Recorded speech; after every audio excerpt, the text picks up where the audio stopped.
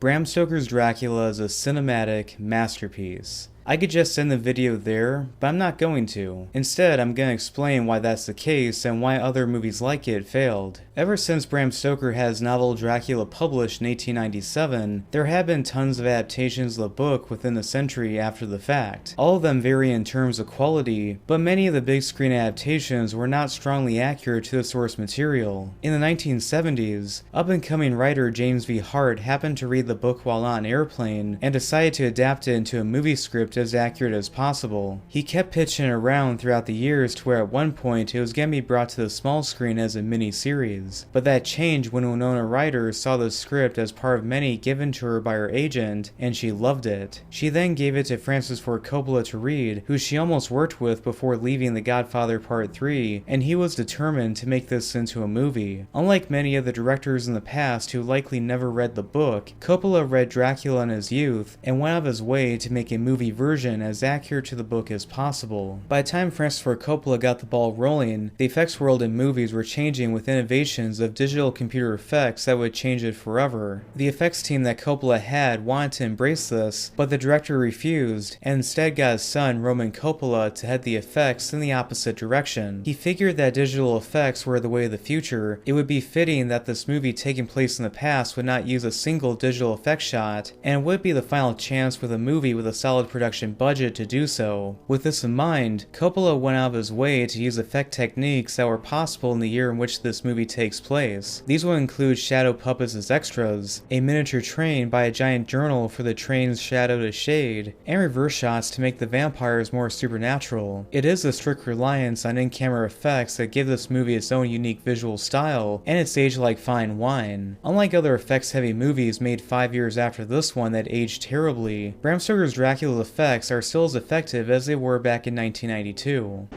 Light! All right!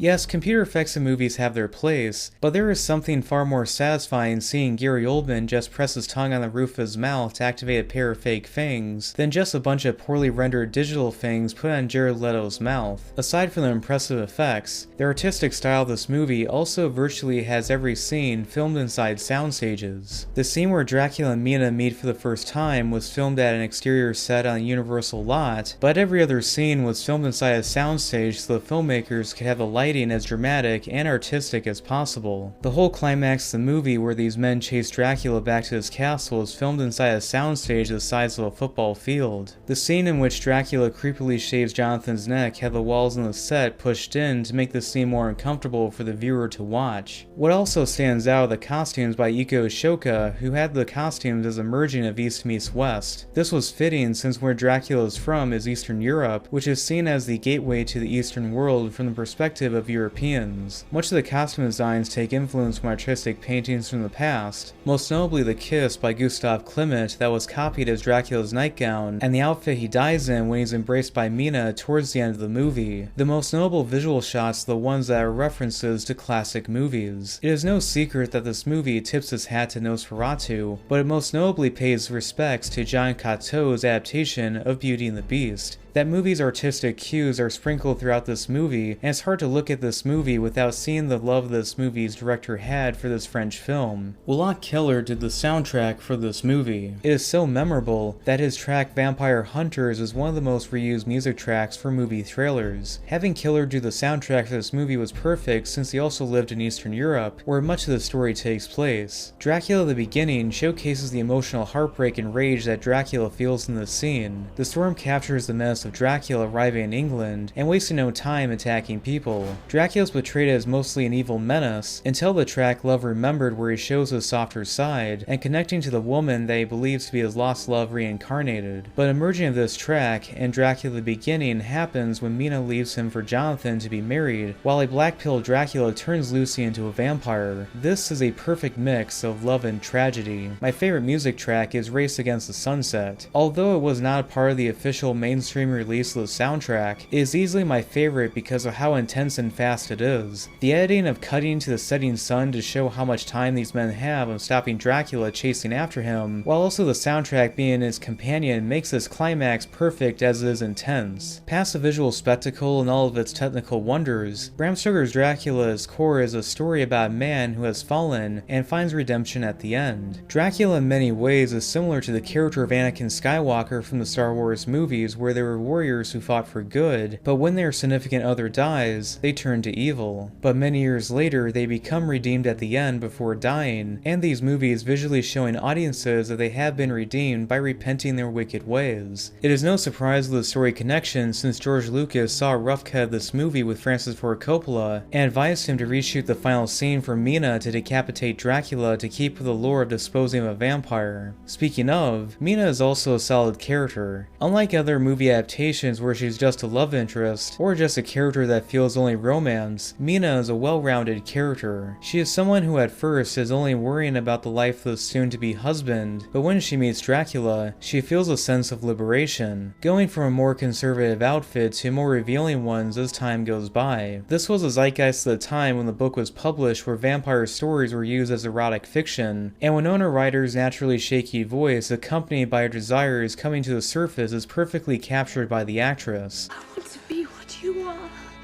see what you see, love what you love.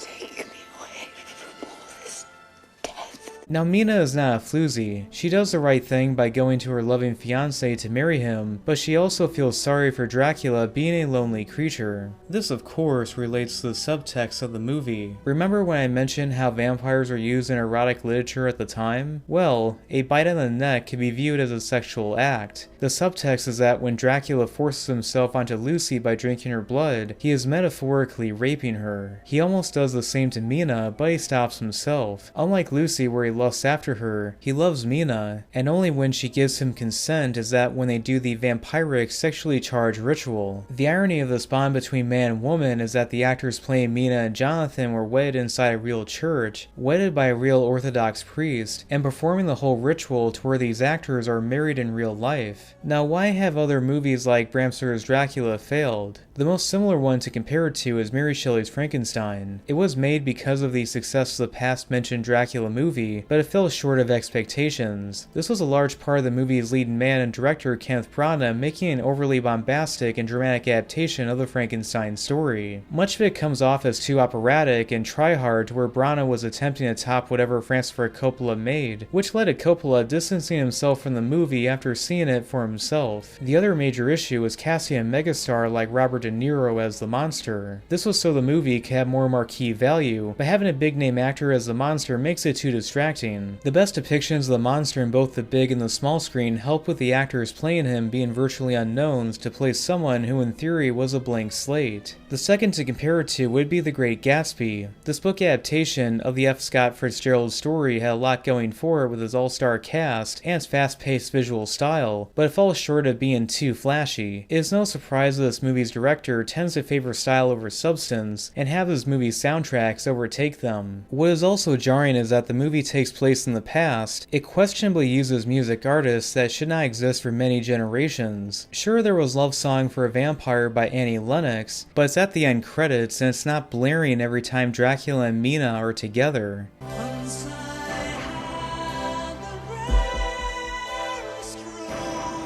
Not to mention that there are too many scenes in this movie that just take you out of the moment and feel more like test footage for the next big video game. Third and finally would have to be the loose adaptation of The Nutcracker and the Mouse King by E.T.A. Hoffman. Like Bram Stoker's Dracula, it also is based on a book and heavily relies on filming inside sound stages as much as possible. But this movie's undoing is where the people making it treated the project as a bunch of checkboxes of representation and shoehorning in female empowerment opposed to trying to tell an emotionally engaging story. On top of that, this movie was messed up with reshoots that are pretty obvious at times. Saying that Bram Stoker's Dracula is a special movie is an understatement. It was thanks to a writer who wanted to make an accurate adaptation of an iconic book, and one of the most talented directors of all time elevating it to a whole new level. The story and its technical aspects are some of, if not the best ever shown in a Dracula movie. Whatever may be the shortcomings of an actor doesn't matter much in the grand scheme of things, since there are plenty of other great performances within this movie to go around to enjoy. This movie was not trying to massage a director's ego, it was not trying to fill the radio waves with the hottest new music artists for marketing, nor was it treating it like a checklist. Bram Stoker's Dracula was trying to be a piece of cinema. As much as I have been let down by some of my favorite books get poorly adapted into lousy movie adaptations, it is nice to know that at least one of my favorite books was made into a cinematic masterpiece. So anyway, thanks for watching. Please like and subscribe.